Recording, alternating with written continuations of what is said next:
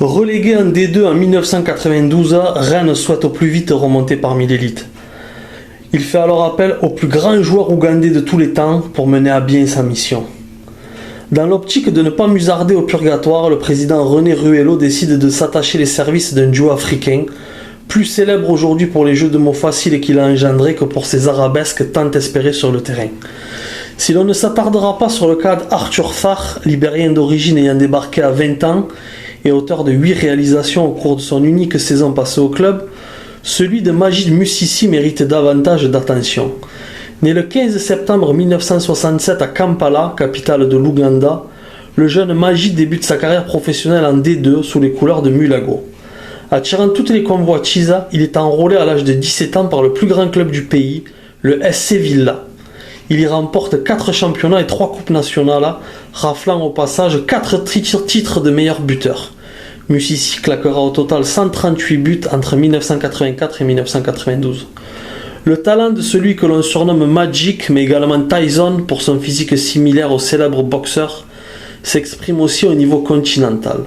En 1991, le SC Villa parvient en finale de la coupe UEFA Made in Africa, seulement battu par les Nigérians du Shooting Star FC. Auteur du but décisif en demi-finale, Musisi termine top scoreur de la compétition avec 10 réalisations et est ensuite nommé pour le trophée de meilleur joueur africain de l'année qui récompensera in fine un certain Abedi Pelé. Ajoutez à cela 2 CECAFA Cup glanés en 89 et 90 avec l'équipe nationale ougandaise et vous comprendrez aisément que Musisi soit auréolé d'un prestige plutôt flatteur à son arrivée à Rennes. Mais contrairement à ses 2 illustres prédécesseurs, l'Ivoirien Laurent Pokou et le Camerounais François Manbik, le premier footballeur ougandais de l'histoire à poser ses valises en Europe ne convainc pas les observateurs durant son séjour breton.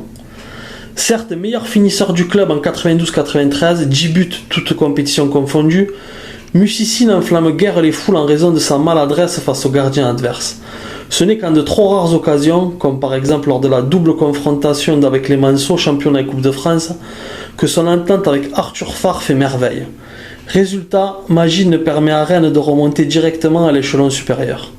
Impliqué sur le fameux but de Jocelyn Rico contre Nice 1-0 lors du pré-barrage d'accession, il subit à l'instar de ses partenaires la loi de l'AS Cannes au tour suivant, 0-1-0-3.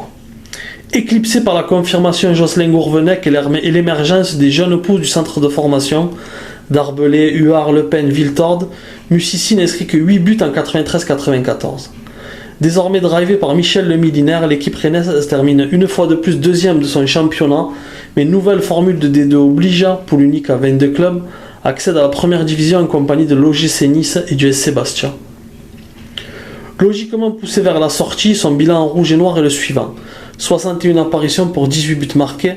Musisi trouve refuge en D1 turc, d'abord à Bursaspor 94-97, où il inscrit 31 buts à 77 matchs.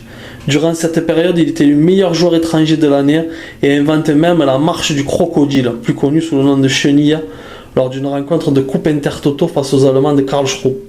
Il est ensuite transféré au Dardanellspor 97-99 pour la modique somme d'$1 million, devenant ainsi le joueur ougandais le plus cher de l'histoire. Après un crochet par le Vietnam, Musisi revient dans son club de cœur, le SC Villa en 2001, puis conclut sa carrière au Gbaba United. En dehors des stades, le prodige jouit pour le moins d'une réputation sulfureuse qui ne fait qu'ajouter à sa légende dans son pays natal. A l'instar d'un Georges Best ou d'un Paul Gascogne, l'ami Magid est assez porté sur la bouteille.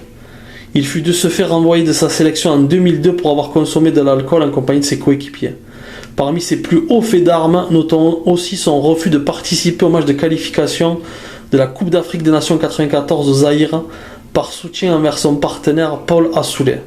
Ce dernier venait d'être suspendu par la FIFA pour avoir, paraît-il, frappé un arbitre au cours d'une rencontre de championnat.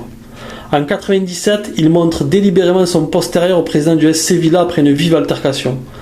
Moins drôle, Musisi séjourne par la suite quelque temps en prison pour un présumé viol commis sur une étudiante de 16 ans. En dépit de toutes ces péripéties, la star conserve une aura intacte auprès de ses compatriotes, à jamais conquis par ses actions de grande classe et son amour du football. Le 13 décembre 2005, Magid Musisi décède à seulement 38 ans des suites d'une longue maladie. Le chroniqueur local Adrien Nsubuka dira de lui: c'était le seul attaquant capable de marquer à chaque match. Fort physiquement, il était aussi bon à terre que dans les airs et pouvait scorer de n'importe quel endroit, y compris sur coup franc. Le 13 décembre 2009, 4 ans jour pour jour après sa mort, un hommage lui est rendu avec l'organisation par la fondation portant son nom d'un tournoi au Nakivupo Stadium, l'Antra du SC Villa.